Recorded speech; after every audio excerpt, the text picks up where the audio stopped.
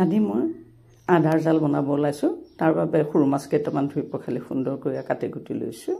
এছা সুন্দৰকৈ লৈছোঁ।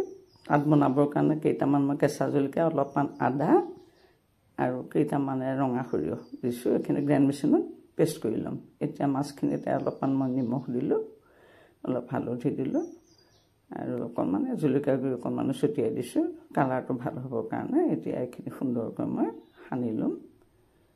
চাওক, এটা অতি সুন্দৰ ৰেচিপি, খাবলৈ অতি সোৱাদ হয়। এতিয়া গেছটো জ্বলালোঁ, কেৰাহী এটা পাতি দিলোঁ আৰু কেৰাহীটো গৰম হোৱাৰ লগে লগে অলপ তেল দি দিলোঁ। আপোনালোক যদি মোৰ চেনেলটো প্ৰথমবাৰ আহিছে A to Z tasty kitchen, তেতিয়াহ'লে মোৰ চেনেলটো ছাবস্ক্ৰাইব কৰি ল'ব।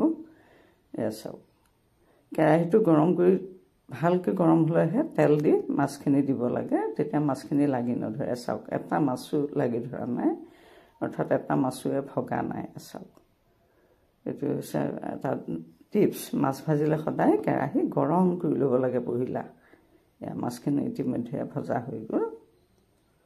এইখিনি কাটি ৰাখিলোঁ, সেইটো কেৰাহী নমাই দি মই বেলেগ এটা কেৰাহী পাতি তাতে অলপমান তেল দি দিলোঁ। তাতে কেইটামানে পাঁচফোৰণ দিলোঁ। তাতে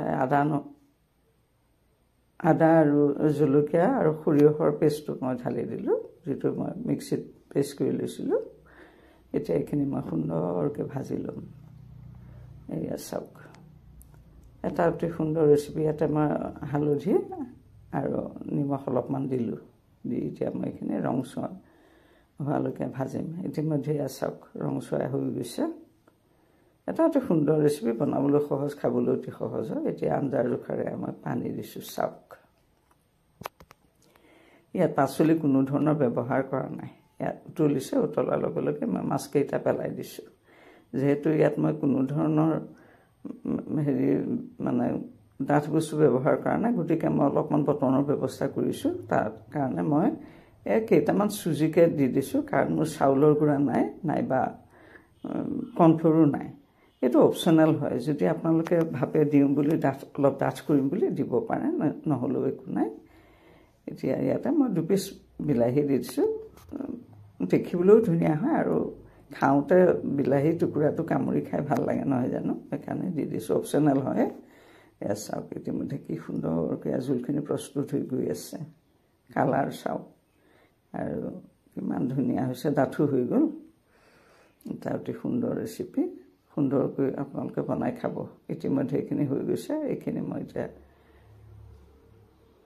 এয়া চাওক, ইমান ধুনীয়া, উতলাৰ লগে লগে তাৰ কালাৰটো বেলেগ হৈ গৈছে, হৈ গ'ল। এতিয়া মই এইখিনি কাটি ৰাখিলোঁ।